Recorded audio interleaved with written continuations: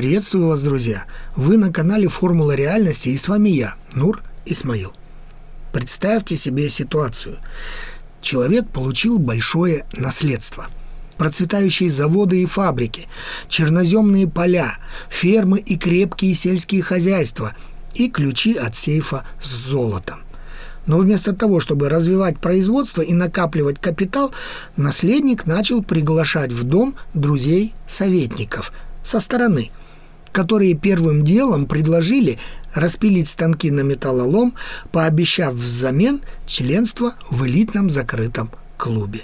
Но в итоге, спустя годы, ни заводов, ни клуба, а сам наследник оказался в долгах, втянутым в серьезный конфликт с более сильным соседом и с риском потерять все, чем владеет.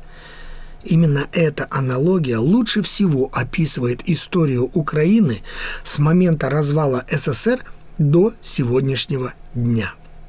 Итак, в 1991 году Украина вышла из состава Союза не просто республикой, а настоящим экономическим локомотивом Европы. Ее стартовые условия были предметом зависти. Население почти 52 миллиона образованных, квалифицированных людей. Экономика – это примерно 25% от всего советского сельского хозяйства и мощнейший военно-промышленный комплекс от авианосцев в Николаеве до ракет «Сатана» в Днепропетровске. Энергетика – это 5 атомных станций и мощная угольная база, делавшие страну почти полностью энергонезависимой. Украина входила в мировую политику как субъект, имеющий реальный вес, и у нее были все шансы стать одной из самых процветающих стран Европы. А теперь давайте отключим эмоции и просто изучим факты. Рассмотрим историю страны не с позиции «кто хороший, а кто плохой», а как было и как стало. К 2015 году страна стала существенно зависимой от западных кредитов. Произошло несколько революций, которые не могли хорошо повлиять на экономику, потому что любая революция – это для любой экономики стресс. К этому году страна потеряла большую часть своей тяжелой промышленности и стала в основном аграрной. А с 2014 года, после Майдана, страна оказалась втянутой во внутригражданский конфликт и конфликт со своим большим соседом. Я не буду на данном этапе выяснять, кто прав, а кто виноват, кто хороший, а кто плохой. Я просто фиксирую факты, которые всем известны. А к настоящему дню мы видим печальный итог. Демографическая катастрофа. От 52 миллионов населения осталось, по разным оценкам, около 30 миллионов. Около 6-7 миллионов беженцев стали трудовым ресурсом для той же Европы.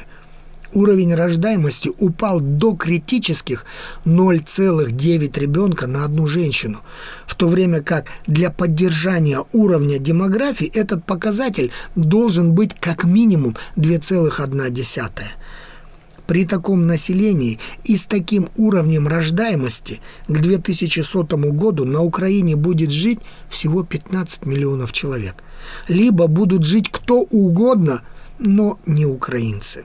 Сегодня страна почти полностью лишилась тяжелой и легкой промышленности, потеряла почти всю портовую инфраструктуру на Черном море, живет на внешние дотации, а ее энергетика разрушена в ходе конфликта. Я никого не пугаю и призываю только к одному – проверьте изложенные мной факты в интернете. Что я хочу сказать? Когда речь заходит о политиках, я всегда предлагаю оценивать их работу не по словам и не по делам, а по результату. Слова ничего не весят и не стоят. Вы все это прекрасно знаете. Дела тоже могут не дать желаемого. Можно потратить миллионы на большой дом, а получить землянку. И только полученный результат является истинным показателем эффективности политика и руководителя. Не так ли? А в конце вопрос. Как вы считаете, Если богатый наследник не приумножил и не увеличил полученное наследство, а почти полностью его лишился, кто в этом виноват и почему?